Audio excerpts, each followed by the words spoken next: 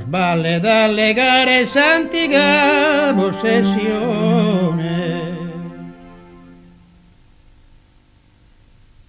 Poi, finito il 600, arriviamo al 700.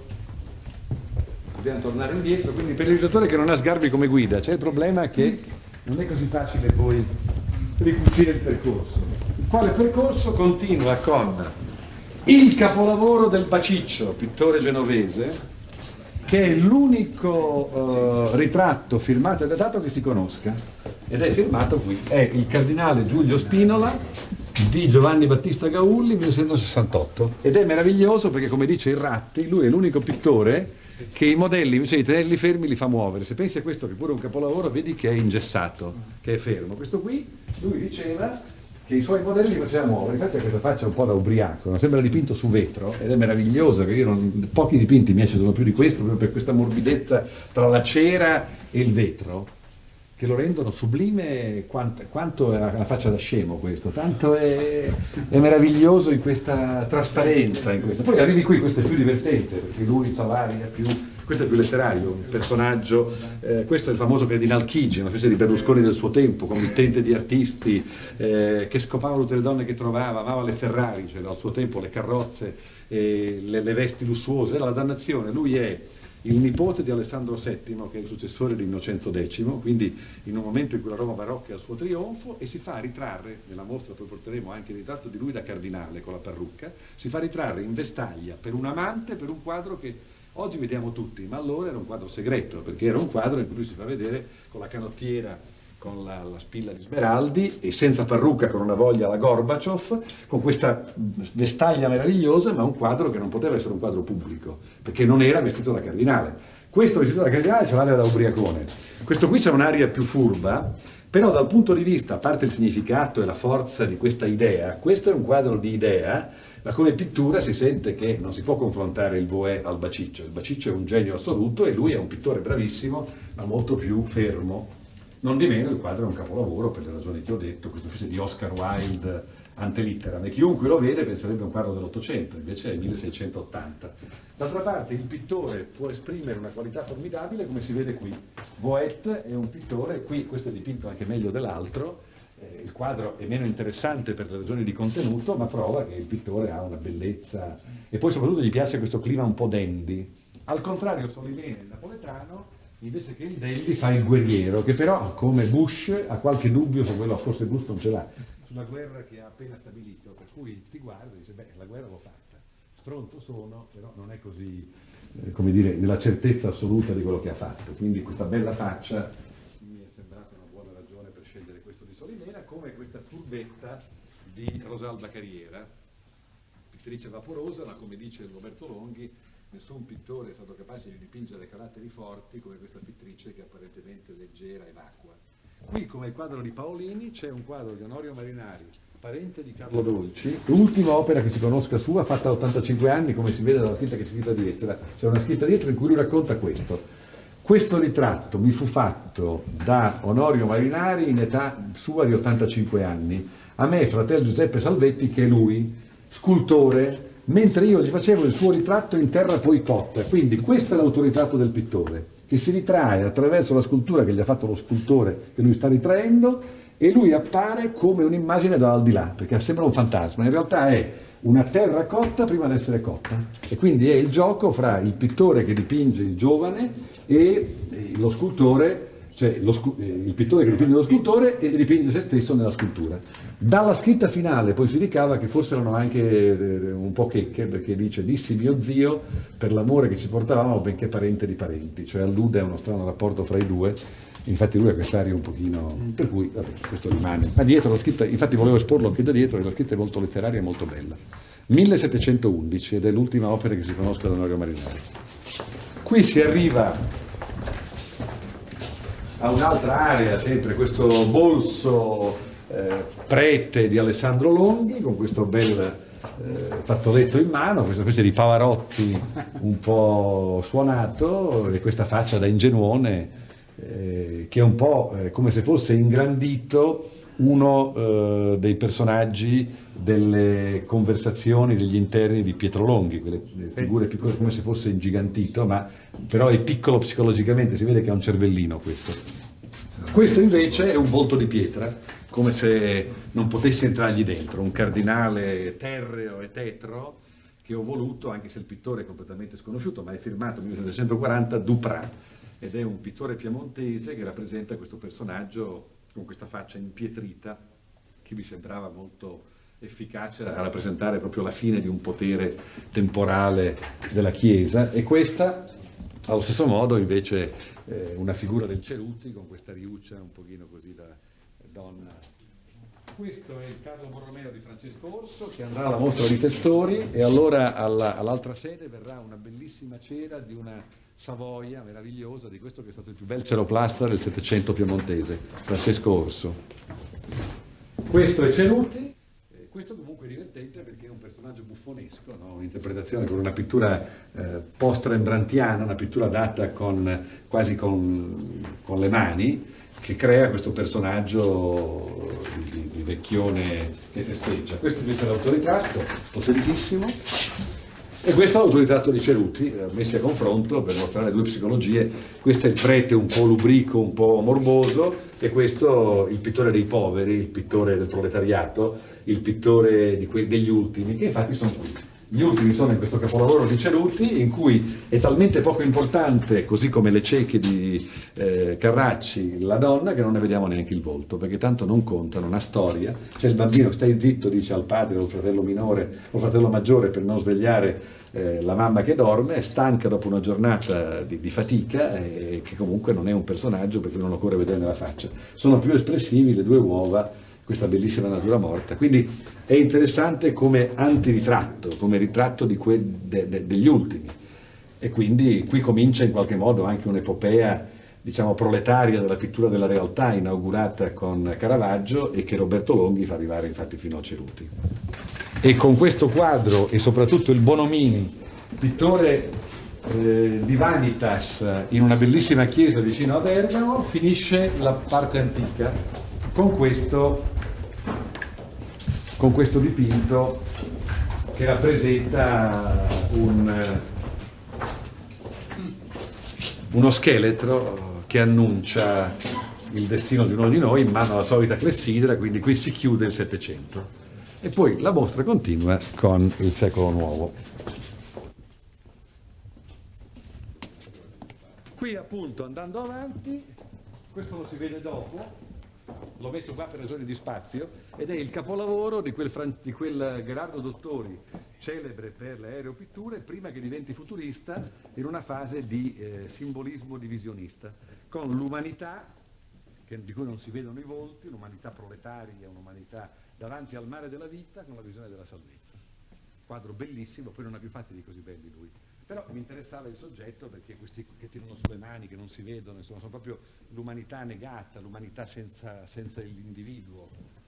E invece poi noi cominciamo con la fine dell'Ottocento. Ci saranno invece più dipinti dell'Ottocento, ho integrato un po' l'Ottocento, dove però molto spesso c'era il rischio della pittura illustrativa. Questo invece è un quadro modernissimo, van Goghiano, Perissa da Volpedo, che rappresenta Santina Negri, che ricordo di un dolore, che pensa a qualcuno che è morto, che è perduto. C'è questo fiore, un quadro meraviglioso che rappresenta questa psicologia nuova, moderna.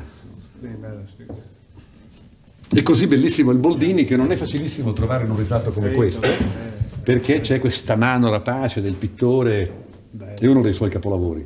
La cosa singolare è che questo e quello che abbiamo dovuto restituire per la mostra di Yorick, che è un bellissimo dipinto di Corco, sono tutti del 1889, come se nell'89 già tu avessi il preavviso della sensibilità moderna, che poi scoppia all'inizio del secolo con Baccarini, questo bellissimo ritratto munchiano di questo pittore morto a 24 anni, ma in tempo per far nascere il Cenacolo Baccariniano, che è un gruppo di pittori faientini e ceramisti bravissimi, Nonni, Rambelli, Ugonia, Guerrini, uno più bravo dell'altro, che derivano tutti da questo pittore ossessivo, ossessionato, morto giovanissimo, la cui moglie lo tradisce ben presto e gli lascia la figlia Maria Teresa. Io ho delle sculture della figlia Maria Teresa che la moglie lasciò a lui, però questo quadro certo ha una forza.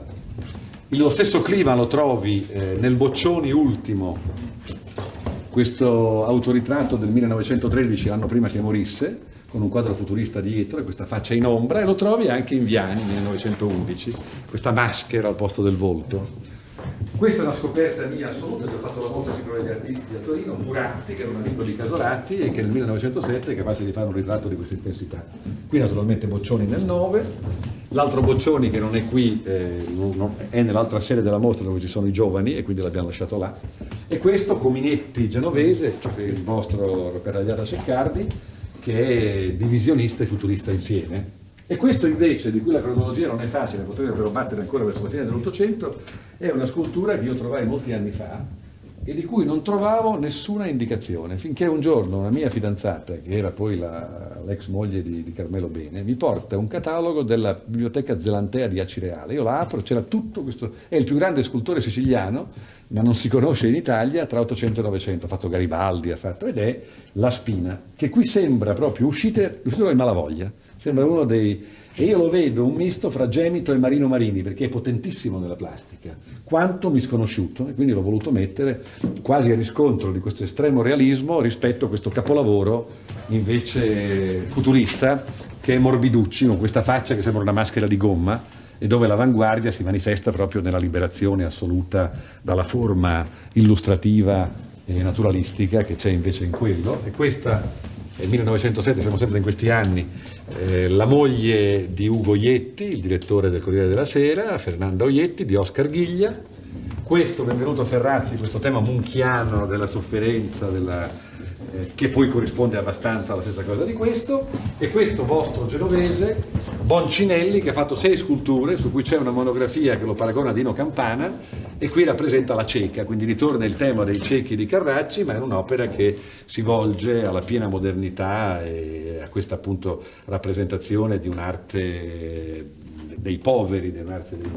Questo è, l'abbiamo trovato all'ultimo momento, un bellissimo Sironi giovanissimo, che sembra un po' come uscito da un quadro, da un romanzo di Italo Svevo, e questo un Sironi metafisico con un interno di stazione, perché poi la mostra, come vedete nel Novecento, fa vedere il ritratto anche come assenza dell'uomo. Ecco perché c'è De Chirico, cioè io intendo come ritratto non solo il manichino di De Chirico che sostituisce l'uomo, ma anche lo spazio vuoto della stazione da cui l'uomo si è appena allontanato, cioè l'idea dell'assenza dell'uomo. E qui c'è una sala d'aspetto di una stazione, ore 4 e 10, che ha questo stesso spirito, ma lo vedremo ancora meglio andando avanti. All'angolo, dopo il futurista Morbiducci, c'è quest'altro meraviglioso scultore, uno dei più grandi del Novecento, morto troppo tardi, dopo la fine del fascismo, che è Rambelli, che è quello che ha fatto a Viareggio il monumento ai caduti, ed è uno scultore sublime che anticipa Botero di 70 anni, naturalmente in un clima che è totalmente personale, che nel cenacolo baccariniano, senza essere futurista, però queste forme meravigliose, questa e quest'altra qui incredibile. Qui siamo del 22. E questo è ancora lui, questo huerfano, che sembra una cosa di un Bacon quasi comico, ma con le gocce delle lacrime che gli scendono in bocca, e questa apertura formidabile. Anche questo è un quadro degli anni 20. E questo è il Baccarini che abbiamo visto nel suo autoritratto tragico, fatto in un ritratto anamorfico dal medesimo Rambelli. Questo capolavoro del 17 è che qui dice 17, ma abbiamo visto 20, l'altro comunque, credo che sia del 17, è La madre di Virgilio Guidi, uno dei più bei ritratti della mostra, di un pittore che poi diventerà quello che tutti conosciamo, le famose Marine di Venezia, ma qui è potentissimo, in questa forza così di pathos, di emotività, di dolcezza degli affetti. E questo invece, Cagnato di San Pietro, interessante perché è il tema della gloria e della tragedia, spesso sviluppato anche da De Chirico, ma applicato qui a un personaggio, per un pittore poi che come lui è spesso molto un realista, tipo Nuova Oggettività, che era forse un soldato poeta, immaginato dopo la morte, cioè un ritratto dall'aldilà, qualcosa di fantasmatico, molto strano per lui e certamente molto curioso come soggetto, perché vedi che c'ha gli alamari sotto e poi sopra il peplo. A contrasto ho messo questo sardo, quasi van Goghiano, che è il più grande pittore sardo, Biasi, che rappresenta questa specie di capostazione, con un'aria, questa bella pittura di tocco. E poi qui c'è lo schieramento di De Chirico che cambierà, in cui vediamo il De Chirico metafisico con i manichini al posto degli uomini e lo spazio vuoto, però anche, visto che la mostra parte con Tiziano, un da pre-Tiziano, e questo è uno dei 3 personaggi del concerto di Palazzo Pitti di Tiziano. Poi un De Chirico nudo che mostra come l'uomo è senza potere, e poi il De Chirico vecchio. Quindi questa parete mi interessava far vedere però che De Chirico corre l'intero secolo, cioè dal 1909-10 e fino al 1978. Questo Romeo Gregori, bellissimo scultore poco noto, morto nel 1944, che rappresenta il pugile di cui la versione in bronzo al Museo d'Arte Moderna di Roma, e a fianco un altro pugile di Savinio, fratello di De Chirico. E qui ci sono le 2 sale più compatte. Partiamo da questa.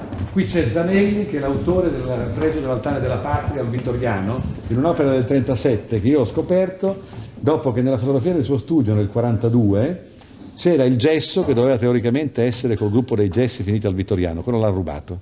E io in compenso ho trovato il bronzo di quest'opera del 1937 che rappresenta quasi un jazzista, quindi un soggetto. Comunque, interessante come episodio per uno scultore che è generalmente accademico e molto eroico, come appunto nel Fregio del Vittoriano. Qui invece abbiamo gli anni 30, con un amico di De Chirico, Arturo Nathan, che si rappresenta in questo ritratto come un naufrago, l'allegria o la disperazione dei naufraghi, ed ecco qui quello che avviene con il naufragio, cioè la barca rompe, non c'è più nessuno, rimane solo la scultura, quindi citazione del mondo antico e naufragio. Questo grande pittore triestino, morto nel 1944 in campo di concentramento, che è un metafisico surrealista dechirichiano che io ho riscoperto in una mostra che ho fatto ad Aosta. E al suo fianco ho messo un'altra mia riscoperta, Giuseppe Ar, che è il più grande pittore di Lucera, che negli anni 30, fra questi 2 capolavori, le 2 luci, la luce esterna e la luce della devozione, con questi interni vuoti in cui però senti che l'uomo è qui dietro l'angolo, un uomo povero della campagna. E questo ebbe fortuna dopo che il sottosegretario mio omologo di Bottai, Riccardo Del Giudice di Lucera, gli diede un certo slancio negli anni 30 e 40, poi dopo la morte, la caduta del fascismo, è sparito. Ma questo interno, che sembra Hammershøi, è meraviglioso perché senti la presenza dell'uomo che si è appena allontanato, in una specie di continuazione di natura diversa della metafisica dechirichiana. Questo Astolfo Re Maria, il figlio di quel Marius Pictor, Mario Re Maria, che stava nella casa dei Tre Occi a Venezia e che ritrae questo personaggio così allucinante, siamo sempre nel 30-31. Lui poi, che è il marito, il primo marito dell'attuale moglie, vecchissima, di Giulio Macchi, il regista. E stavano in questa casa dei Tre Occi, che poi ha preso la Cassa di Risparmio dove c'è Segre, l'ha presa e adesso questo quadro è loro. Così nel 1931 un altro Desparisido, che è Mario di Montececcon, faceva questo capolavoro. Lui muore poi nel 79, ma era già dimenticato negli anni 40, non ne parlava più nessuno, quasi come Raimondi, ed è interessantissimo vedere che lui nella fusione tiene un pezzo di sacco come fosse Burri. Siamo nel 31. Quindi questi personaggi misteriosi, mitteleuropei, e questo incredibile dipinto sempre nel 30-31 che è il padre di Annigoni, che è un quadro impressionante a far capire quanto era grande questo pittore, che poi è stato in qualche modo emarginato e rimosso. Questo è un pittore sempre in questo clima di personaggi un po' misteriosi negli anni 30, Boccalatte, con questo bellissimo fondo quasi alla Fortuny, il tappeto, questo interno, insomma, in cui lui, insomma, sono quadri che respirano la stessa aria degli Indifferenti di Moravia, della Coscienza di Zeno, dei romanzi di Svevo. E questo invece a Roma, Scipione che rappresenta un po' il contraltare di Annigoni, con questa pittura calda a corpo. E questa Beryl Tumiati, la moglie dell'attore ferrarese Gaetano Tumiati, che è una pittrice indiana che arriva a Roma, sta con la scuola romana e si fa questo ritratto da matronessa, impressionante, dominante sulla città di Roma. È interessante, mi pare che questa scelta degli anni 30, questa bella coerenza tra gli spazi vuoti e questi personaggi così forti, così classici. E così gli anni 40, con Guttuso, che ritrae l'intellettuale e mio collega storico dell'arte Antonino Sant'Angelo, un misto fra Pavese e Gramsci, è uno dei più bei ritratti che ha fatto Guttuso, che gioca a contrasto con il raffinatissimo principe arabo di Leonor Fini, che è questo elegantissimo e un po' checca con questi fiori davanti. C'è questo gioco fra le dita in entrambi, ma lì appunto l'intellettuale e qui invece il dandy. Ancor più il contrasto con il contadino di Ligabue, cosa che ha apprezzato Marco Rossi dicendo è una buona idea dello Sgarbi aver messo a fianco questi due ritratti, addirittura tre, che giocano a contrasto fra loro per diverse ragioni.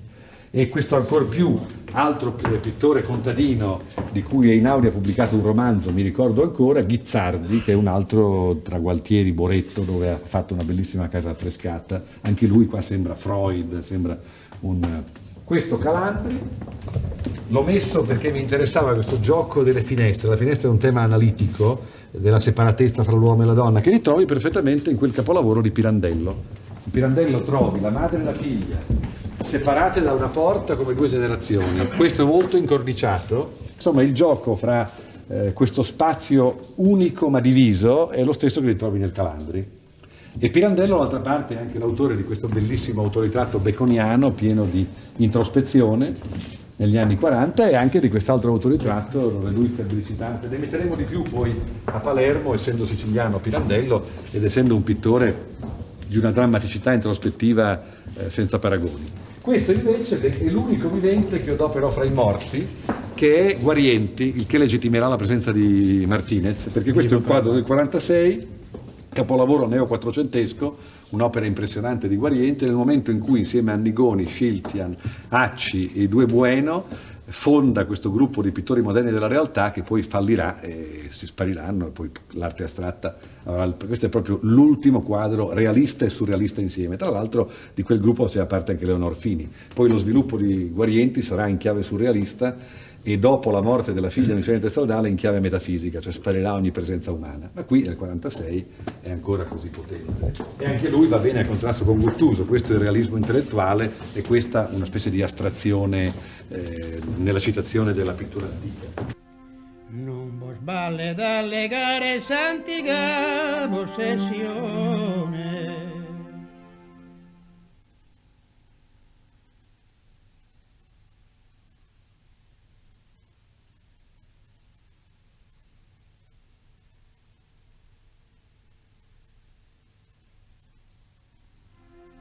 Non vos vale dalle gare santica possessione. Qui siamo negli anni 60 con due capolavori di Ferroni che fa questa figura che sembra come bruciata, evanescente, un fumo, ed è meravigliosa quest'opera di questo momento di lui, e Cappelli, questa figura che sembra che bruci come il fumo della sigaretta brucia la sigaretta, quindi queste idee sono entrambe testimonianze degli anni 60 baconiane, ma variazioni di Bacon nella pittura italiana. D'altra parte poi Ferroni diventerà così, tornerà ad essere il pittore del vuoto così come Ar, in un dipinto come questo che rappresenta la sua maniera più riconosciuta e riconoscibile, cioè questi interni di studio che un po' rilanciano a Vermeer, un po' allo squallore della dimensione domestica. Insomma, è questa poi la sigla di questo grande pittore. Grande altrettanto è riconosciuto ovunque Gnoli, che fa questo ritratto di spalle, in cui vedi solo i riccioli, quindi l'antiritratto anche questo. Moreni, che si fa 200 ritratti come questo, giocando, non piace molto all'Algranti, insomma è stato uno degli autori ammiratissimi da Arcangeli e rappresenta quest'ultimo naturalismo, questa introspezione van Goghiana.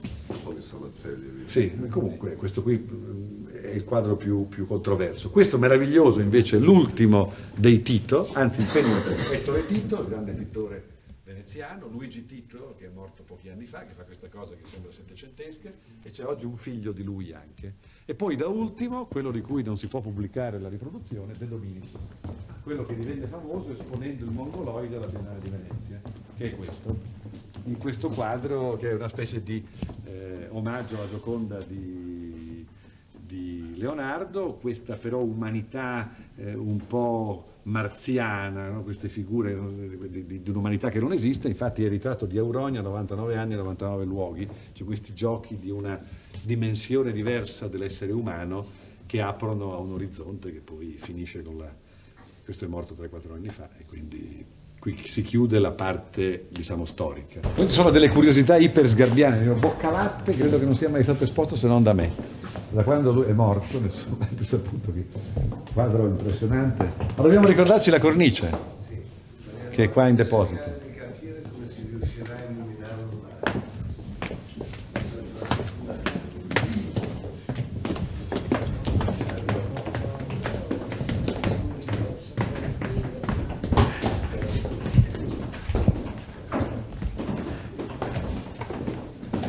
Ecco, poi tornando indietro,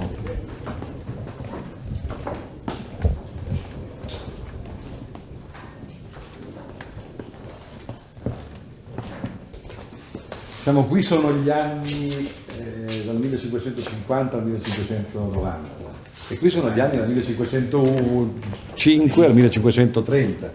Questo è 505, 11, questo qua sarà un quadro del 35-40, forse anche di più, questo è un quadro del 35, quello è un quadro del 35, questo è un quadro degli anni 30.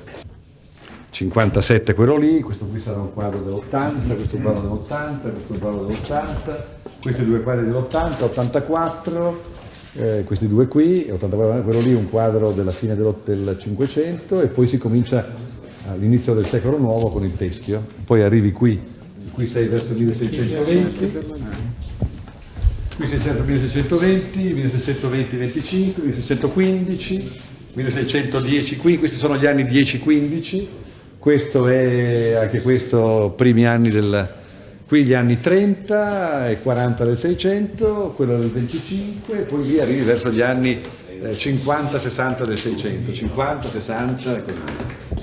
Poi con Mattia Preti ancora gli anni 50 e qui abbiamo visto il Paolini anni 50-60, quello 98 e qui un po' prima anni 50-60 del 600. Poi avete il Baciccio del 68 che abbiamo visto prima, 668, intorno al 1675-80 il Poet. Questo qui 68. Lunardon, vieni a vedere come si fa la critica d'arte. Guarda. Vai qua dietro e qui c'è scritto tutto. Qui, aspetta. Francesco Marchese dei Cavalieri, fatto Etatis Sue anni 22, fatto in Roma anno 1671 da Ferdinando Fiammingo. Ma è il Baciccio, Ma guarda quello lì che pure è un capolavoro. Sì, sembra un morticino, questo qui è vivo, guarda lui che ci sta parlando. Col berrettino che gli scivola, se l'è messo perché c'ha un'aria un po' bevuto. Sì, un po' bevuto, sì, c'ha l'aria di.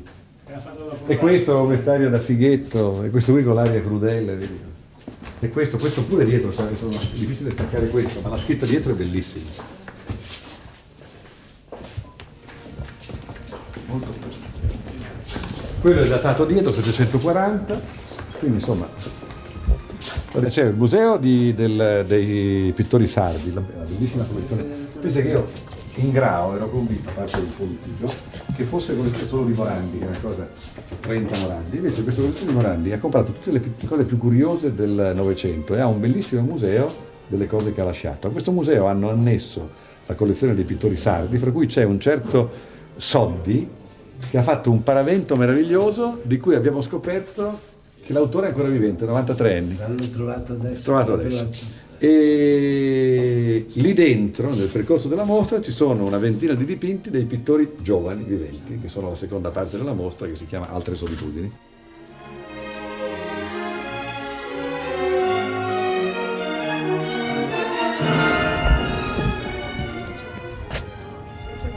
Poi capisci, Bruno ha aperto la strada nel 74, io l'ho applicata, cioè lui ha fatto un percorso più esteso come spazio, cioè tutto il mondo, e più stretto come tempo. Io l'ho fatto più esteso come tempo, cioè dal 500 a oggi, e più stretto solo italiano.